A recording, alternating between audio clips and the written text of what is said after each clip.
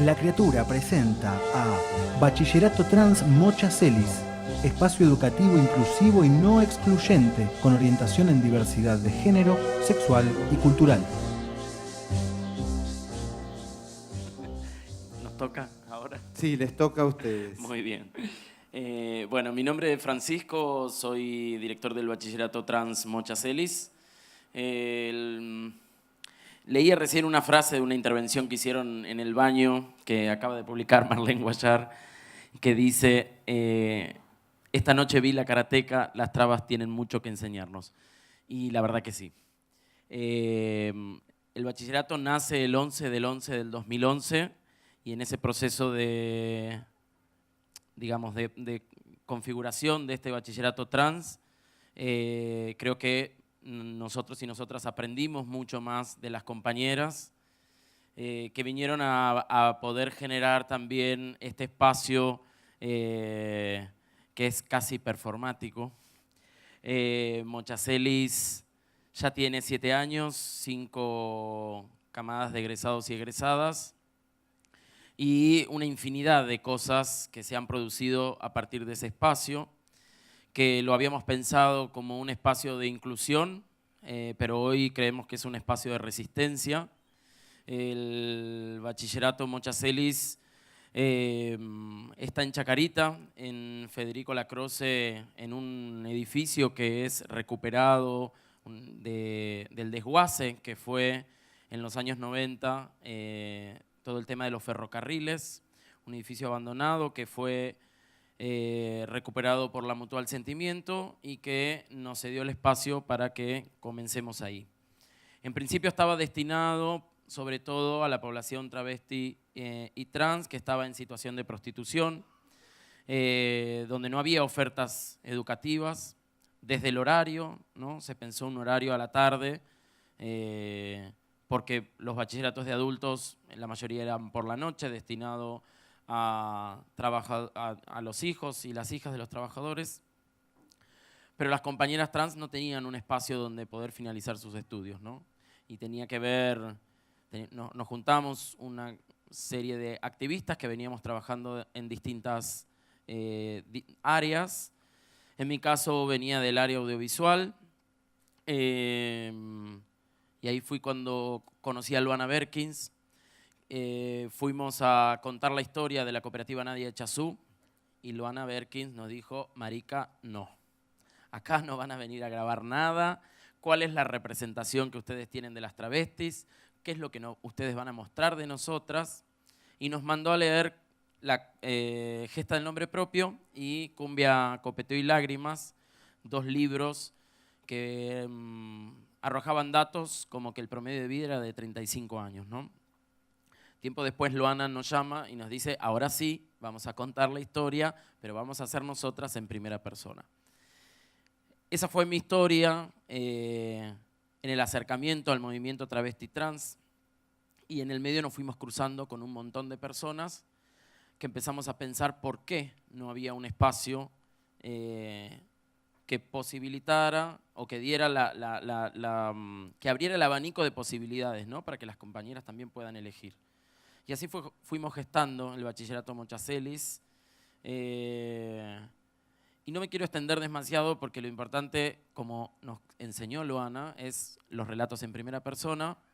Como vieron hace poquito en el bloque anterior, la karateca, también es una de las cosas que sale del Mocha Celis al cruzarnos con historias donde ninguno de nosotras y nosotras estamos exentos de reproducir las mismas violencias que el sistema nos propone, ¿no? Digo, este momento del G20 y este avance de la derecha no solamente viene por el territorio como está sucediendo justo en el barrio de Chacarita también, ¿no? Digo, donde se están vendiendo los terrenos y levantando las vías para hacer negocios inmobiliarios, sino que vienen también por el territorio identitario, vienen por el territorio de las ideas y nos hacen creer que no hay salida, ¿no? Nos hacen creer que estamos destinados y destinadas a que esto avance y no tenemos más opciones que esperar una posible elección con la ilusión de que las cosas cambien. No sé todavía qué es lo que nos pasa, que no hemos podido unificar todas estas luchas que hoy se encuentran en este espacio y poder ponerle un freno a todo este avance, donde encontramos compañeros y compañeras de pueblos originarios, movimientos villeros, trabajadores despedidos, espacios, la utilización de la calle, ¿no? Del espacio público, donde avanzan con códigos, nuevamente los códigos contravencionales, como está sucediendo en La Plata. Tenemos que unificar todas esas luchas y poder ponerle un freno a toda esta situación, si no, la derecha es muy inteligente y ha avanzado ya en Brasil y nos hace tener miedo, y el miedo nos paraliza. Desde Mocha Celis estamos tratando de que el miedo no nos paralice y de generar muchas más cosas que la terminalidad educativa, porque trasciende el aula y como les decía recién, vieron esta obra en la que, bueno, Vivi siempre me pide que cuente esta parte de la historia, en la que cuando comenzamos el bachillerato, muchas compañeras no podían pagar la SUBE. Entonces empezamos a pensar pedagogías que permitan poner en valor los conocimientos que cada una traía, ¿no? Pensar desde la pedagogía freudiana, freireana sería, no freudiana, sino freiriana. Desde la pedagogía de Paulo Freire, pensar un poco también, bueno, cómo estos saberes que cada quien trae los podíamos poner a rodar en las aulas o en otros espacios. Y así pensamos en los cursos de formación profesional o los cursos de verano o los talleres de verano que después se fueron extendiendo en el tiempo. Y Viviana venía desde Pilar, tomaba 2 o 3 colectivos con 2 horas de viaje para terminar sus estudios, venía con su hermana. A veces no comían, juntaban las colillas de cigarrillo del piso para poder darse un pequeño placer de fumar, por ejemplo. Y le proponemos a Vivi que empiece a dar los cursos de defensa personal, ¿no? Que ella, quíntuple campeona mundial de artes marciales, pudiera dar esos cursos. Su compañero David era de Perú. Vivi tenía cierta xenofobia, ¿no? Con los peruanos, no se quería juntar demasiado porque había como un imaginario también construido, el mismo que construyeron los medios para con las travestis, por lo cual David tampoco quería tener mucho vínculo, ¿no? Todo bien, comparto el espacio, pero hasta ahí. Porque, por supuesto, él recibía las mismas violencias, estudias con los putos, estudias con las trabas, vos sos maricón, y eso lo hacía sentir incómodo, pero sin embargo el horario le convenía, como a muchas personas, porque en principio, como les decía, fue para las personas trans y travestis, pero empezaron a llegar madres solteras, mujeres mayores de 50 años, afrodescendientes, migrantes, todo lo que el sistema educativo expulsa, todo lo que el sistema educativo no le sirve, incluso el propio ministerio llamando por teléfono diciendo, che, tengo un problemita en tal escuela, yo creo que ustedes lo van a poder resolver. Y nos mandaban todo lo que el sistema en sí no quería modificar, ¿no? O que hacía ruido o que rompía con la norma. Fue así que Vivi empezó a dar clases de defensa personal. Cuando le robaron el celular no tenía cómo reponerlo, entonces esto le empezaba a servir para pensar en eso, pero tampoco las clases le daban para sostener, venir, comer, viajar y comprarse ese celular de nuevo y reponerlo. David trabajaba en una feria y le ofrece un celular. Ella le dice que no lo puede pagar y David le dice, bueno, vos me enseñás a pelear y yo te doy el teléfono y con eso te pago, ¿no? Porque siempre David la miraba desde lejos ahí cómo peleaba, pero no se animaba como a participar. Así que ahí empezó ese intercambio que fue haciendo que se rompa la xenofobia que por ahí arrastraba Viviana y la transfobia que arrastraba, esa transfobia estructural, digamos, del propio sistema que arrastraba David. Eso terminó en esta obra de teatro que se llama La Karateka, en lo cual hizo que ambos se conviertan en actores y actrices, puedan contar su historia. También dan clases de defensa personal feminista en muchos espacios. David hace las veces de machirulo, entonces Vivi lo revolea de un lado para el otro, demostrando las técnicas que hay que aplicar. Pero eso es solo un ejemplo de todo lo que pasa en el bachillerato trans Mocha Celis. Y les dejo con Victoria, que es docente y una de las fundadoras también del espacio, y luego con Vivi para que cuenten sus relatos en primera persona. Sí, la primera pregunta por ahí es ¿qué otras cosas pasan? Por ejemplo, que las chicas puedan descubrir que pueden ser poetas, que les fue negado. Otras cosas que pasan es que toda persona que transcurre en el Mocha Celis sale transformado también. A mí me transformó como persona y como docente. Soy profesora de lengua y literatura y soy activista por la educación sexual desde el año 2008. El mejor posgrado que podía hacer en mi vida es sentarme en un curso con 20 trabas, que como nos dijo Loana, con que se reciban 20 trabas, con lo cabeza dura que son para estudiar, nos podemos quedar contentas. Y bueno, ya muchas más se recibieron. Una pregunta que nos hicieron mucho es ¿por qué una escuela especial para travestis? Nos pasaron muchas cosas, como que nos vinieran a hacer notas de otros países y que el título fuera Una escuela para ser travesti. Y así nos pasaron un montón de cosas, como si pudiéramos enseñarles. Lo que sí pasó es que ellas nos enseñaron un montón de cosas. A mí me enseñaron a tirar todas las estructuras que yo tenía, que me di cuenta que eran todas impuestas, y me cambió como docente, porque me veo en la obligación de llevar todo lo que aprendo al resto de las escuelas. Pero eso es lo más importante.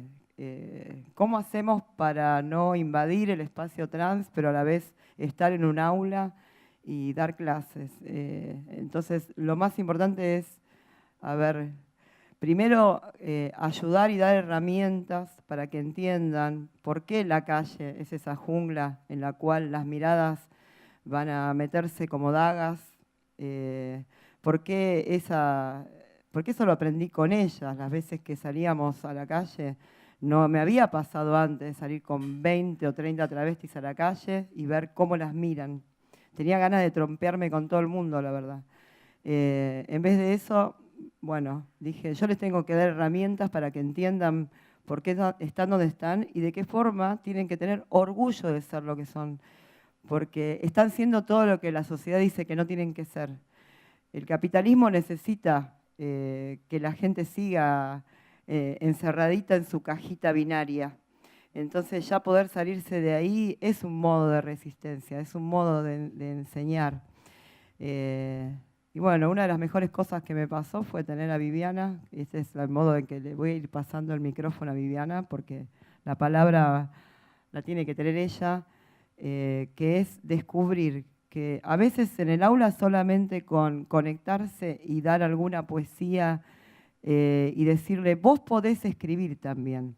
Puede pasar que se despierten cosas que ellas no sabían que podían hacer, porque la sociedad se ensaña tanto con decir, vos no podés, que a veces se olvidan de que por ahí podían ser escritoras, por ejemplo. Que por ahí podían, en vez de llorar tanto por algún amor, también escribirlo y dejarlo ahí en ese papel y poder seguir adelante.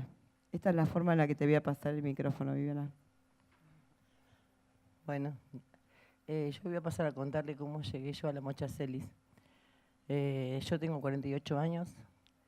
Cuando tenía 11 años yo terminé mi primaria, pero terminé mi primaria siendo una criatura trans. Yo soy trans desde los 8 años.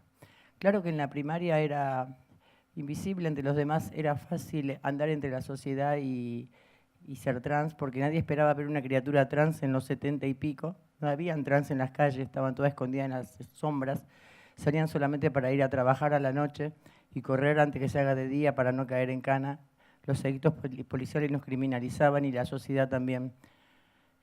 Cuando los vecinos veían que una persona trans caminando de día por la calle la identificaba el patrullero, la policía y te detenía, se violentaba contra tu cuerpo, te arrastraba el patrullero y te metían en cana, la gente terminaba por decir, algo habrán hecho, por eso van en cana, lejos de entender que solamente queríamos ser, porque se nos acusaba de prostitutas, porque era fácil para ellos creer que la travesti, porque se vestía como queríamos vestirnos, ellos querían que solamente éramos prostitutas, porque no vienen en las zonas rojas, pero era lo que solamente podíamos acceder.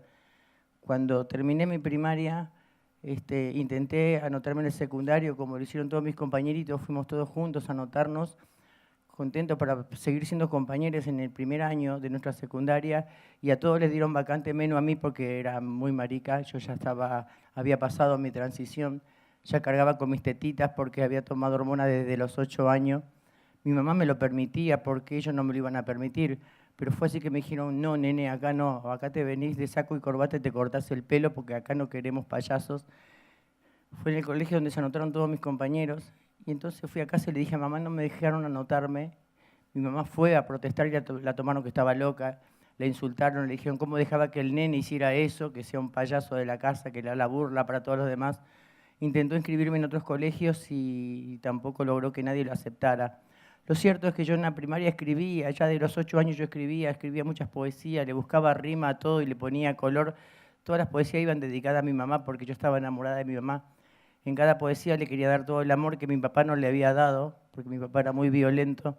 Y yo tenía mucho para devolverle, para darle a ella que mi papá no le había dado. Y a mi mamá le gustaba como yo escribía, lloraba con cada cosa que yo le escribía y entonces sabía que de repente podía provocar emociones y entonces me empujaba a seguir escribiendo. Y mis profesores, mis maestros en ese momento me decían, vos cuando seas grande vas a ser poeta. Y yo confiaba mucho en que lo hacía bien, por lo menos eso me decían ellos. Cuando quise ir a la secundaria era para poder aprender todo lo que faltaba. Yo tenía sueños de ser maestra, siempre quise ser maestra, quería ser doctora. Tenía sueños de profesional como toda criatura pobre, porque mi situación económica, como la de mis papás que venían del campo, era muy humilde. Y yo quería ser la primer profesional de mi casa y llevarle a mi mamá todo eso que en casa faltaba. Comida, ropa, techo, piso, porque teníamos una casa de madera y piso de tierra. Y todo eso empezó a morir cuando me empezaron a negar pasar por la segunda etapa para poder algún día llegar a la universidad. Y el primer año que no pude anotarme, mis compañeros ya iban avanzado más que yo y yo quería saber lo que significaba. No sabía lo que era un preceptor, un rector, no sabía de las materias nuevas, no sabía de la matemática moderna. Fue así que a los 12 años ya no tenía cómo proyectarme a futuro y entendí que tenía que volverme adulto a temprana edad y salir a buscar la plata que papá no traía a casa, que mamá no podía. Y fue así que una amiga me dijo, si te vas conmigo a la Panamericana, te acostás con los tipos y te dan plata. Y yo creía que era algo que yo podía hacer, si bien no sabía muy bien cómo, solamente tenía 12 años, pero me prometían darme plata y en casa faltaba plata, y a los 12 años me paré en la ruta la primera vez a ser prostituta. Y no conozco adulto que haya sido juzgado por haber ejercido pedofilia, sí conozco muchas chicas trans que fueron encarceladas por ir a buscar qué comer. Y los años me siguieron arrastrando a la prostitución, era lo único que yo podía hacer. Conocí lo que era correr de la bala de los policías y vi caer muertas de rodillas, o sea, con balazos en las piernas o en las columnas de los policías. Cuando querían agarrarnos, mis compañeras de miedo corrían y muchas se atrevían a querer cruzar la Panamericana y eran embestidas por los autos, volaban por el aire, caían y los que venían la pasaban por encima. Y para una criatura de 12 años era muy fuerte ver todo eso, sin embargo era lo único que me quedaba ver. Los encontraba a mis compañeros por ahí, cuando andaban por las calles, que salían del colegio, y yo me paraba en la puerta del colegio siempre con la misma gana de querer estar ahí adentro, perdón, soy medio maricón para esto. Y yo no era parte de eso que ellos estaban aprendiendo, y intentaba que ellos me enseñaran palabras que yo leía y no sabía qué significaban. Y en casa, ¿quién me lo podía enseñar si ni siquiera tuvieron preparación? Cuando llegás a los 15 años ves que ya pasaron muchos años, cuando llegás a los 20 pasaron muchos más y mis compañeros ya estaban recibidos de secundario y yo ni siquiera lo había comenzado y ya ni siquiera me imaginaba que algún día pudiera existir la posibilidad. Cuando llegás a los 30 años ya pasó mucho tiempo y mis compañeros ya estaban terminando las universidades y ya había muchas cosas que yo no pude aprender. Cuando llegás a los 40 y la vida te pasó por encima, sentí que ni siquiera podés soñar con que algún día vas a hacer aquello que te quedó pendiente. Y entonces ya mis sueños de poeta y todo eso que yo tenía cuando criatura empezaron a desvanecer. Y tenía mucha poesía por ahí acá adentro, que en cumpleaños o cada vez que me enamoraba lo plasmaba en papel para las personas que yo quería. Quería provocar una emoción que yo tenía acá adentro, pero la única manera era que yo lo pudiera compartir. ¿Para quién iba a escribir si a quién importaba leer lo que escribía una marica, una traba? Y entonces fue así que dejé de escribir. Seguí siendo prostituta y vi violencia, mamé violencia, drogas, alcohol, todo lo que conlleva la prostitución. Era algo que yo de criatura no lo hubiera elegido jamás, nunca lo elegí, pero era lo único que me permitieron hacer. Y en el medio, a los 40 años, tuve un cáncer y era mi oportunidad de morirme sin tener que suicidarme porque yo ya no quería vivir. Cada vez que me despertaba, ponerme los tacos, la minifalda y salir a buscar plata era lo que yo nunca hubiera querido hacer, pero era lo único que podía en ese momento. Y yo solamente quería despertarme el otro día o no despertarme y estar muerta el otro día para no tener que volver a hacer lo que no quería hacer. Y cuando pasó lo del cáncer, yo decidí no hacer el tratamiento para poder morirme, pero mi mamá y mi hermana lo sufrieron mucho como yo no lo sufrí, y entonces dije, no me puedo ir siendo tan cobarde, y algo tengo que hacer porque ellas iban a quedar con que yo fui una persona que solamente vino a hacer nada, y bueno, por ella decidí hacer el tratamiento. Cuando me hicieron las quimios no alcanzó, todo indicaba que iba a morir, y mi doctora me dijo, bueno, queda una posibilidad más, te hacemos un trasplante de médula y puede ser que pueda aprender. Y yo ya estaba pelada, no tenía cejas, pestañas, era un monstruo frente al espejo y era lo que yo nunca soñé ser. Y dije, ya está, estamos jugadas, vamos a hacerlo. Y finalmente el cáncer no me mató. Y entonces dije, bueno, si me dan una oportunidad más de vivir, voy a hacer algo que me pueda gustar, algo que de repente pueda compartir. No quiero ser la misma vieja prostituta, borracha y drogadicta que estaba en las zonas rojas. Y entonces dije, voy a buscar otra manera de sobrevivir. Fui a pedir un plan habitacional a un lugar donde había un oscuro manejo ahí de los movimientos que no me interesó saber qué era, pero la persona me dijo, mira, tendrías que ir 9 horas a un lugar, te enseñan a hacer tantas boludeces y con eso te dan para pagar una habitacional. Y la habitacional era muy poco, no me alcanzaba ni para el hotel, pero bueno, mientras que no vuelva a ser vieja puta. Y así fue que empecé a juntar colillas del piso porque no quería, tenía que acostarme con nadie para comprar un paquete, pero el vicio no lo podía manejar. Después me dijo, existe la posibilidad de que te anotes para ir a un colegio. Ya los sueños lo había dejado muchas décadas antes y dije, no, yo al colegio no vuelvo. No me imaginaba yo con casi 50 años sentada al lado de un pendejo de 12 estudiando una matemática que yo nunca había visto y yo estaba segura que él sí. Entonces dije, no, yo no voy a ser una vieja ridícula en un salón de clase de criaturas de 12, 13 años. Y entonces dije, cualquier cosa menos el colegio. Yo ya no quería estudiar más. Y como vio que no me podía acomodar de ninguna manera y ella se estaba perdiendo su cometa, dijo, acompáñame a un lugar a hacer un trámite. Y fue así que llegamos al edificio Sentimiento. Era un edificio oscuro, subimos al 5º piso y yo no sabía bien dónde estaba. Vi que estaba todo gris, todo oscuro. Era en receso de vacaciones y había una mesa con 3 personas. Estaba Tuti, estaba estaba Alma y estaba Miguel Nicolini. Y yo lo escuchaba hablar a Miguel Nicolini y era el tono de voz que tenía que me recordaba mucho a mi infancia porque tenía un acento correntino y mi familia venía toda de Corrientes, provincia que yo amo, que yo siento el acento y es algo que está dentro de mis raíces. Y me gustaba, me seducía el tono de voz que tenía y él cuando vio que yo estaba sentada, tipo que no entendía dónde mierda estaba, me dijo, Chamiga, ¿vos sabés dónde estás? Yo dije, no tengo la más puta idea. Y me dijo, esto es un colegio. Y yo la miré a mi amiga como diciendo, te voy a matar, te dije que estudiar no quería. Y ella dijo algo que a mí me dolió y me molestó. Dijo, no, si ella quiere seguir siendo puta, borracha, drogadita, no le gusta estudiar. Ella no sabía cuánto yo quise estudiar y cuánto no quería ser puta. Y entonces dije, bueno, ¿dónde hay que firmar acá? Porque yo pensé que ahí firmaba y me daban la plata para la habitacional y me podía ir. Yo dije, entro, le doy cualquier nombre, cualquier dato, total, esto no me conocen, agarro la plata y me voy. Fue lo primero que pensé, estudiar ni en pedo. No me podía proyectar a hacer algo que duraba 3 años cuando yo estaba en tratamiento de quimioterapia y no sabía si podía vivir una semana, un mes, un año más. si yo me embarcaba en algo tenía que terminarlo, porque si no, no era algo que yo haya hecho. Siempre que empecé algo lo terminé, y esto no iba a ser lo primero que no terminara. Bueno, fue así que él me dijo, pasa a la oficina, te tomo los datos y te vas. Y creo que yo no me conocía tanto, y fue la manera que lo dijo, lo que dijo y la manera que lo dijo, porque él terminó de tomarme los datos y dijo, perdón, dijo, Chamiga, bienvenida a la Mocha Celis, vas a hacer tu secundario. Si era algo que yo lo deseaba de que tenía 11 años y creí que ya no lo iba a escuchar nunca más hasta el día que iba a morir, y finalmente a los casi 50 yo escuché la palabra bienvenida, algo que la criatura que estaba en mí todavía lo seguía esperando, evidentemente. Y en el primer día de clases tuve la gran suerte que me tocó María Victoria Arias, y se presentó diciendo, soy su profesora de lengua. Y yo dije, qué presumida, porque ella dijo una palabra que dijo, yo soy maestra de lengua y soy activista, dijo, soy poeta. Y yo dije, qué presumida, porque yo pensaba que los poetas solamente eran esos conocidos que escribían, que tenían libros editados. Y ella terminó por demostrarme que era realmente una poeta cuando leyó el primer día de clase un homenaje que le hizo una alumna de ella que se había suicidado. Mis compañeros estaban todos sin entender nada, y yo era la única que estaba quebrada en llanto porque a mí me había llegado. Después de hacernos eso, dijo, busquen el niño que tengan adentro y desde ahí empiecen a escribir. Y cuando todos estaban tratando de entender qué pidió ella, yo ya estaba escribiendo. Y desde ese día que yo volví a escribir, y yo ya los días que esperaba estar muerta ya no los espero más. Hoy quiero tener toda la vida para poder seguir escribiendo. Y estoy solamente a 13 días, porque lo llevo contado, de terminar mi secundario, así que soy una egresada de la Mocha Celis.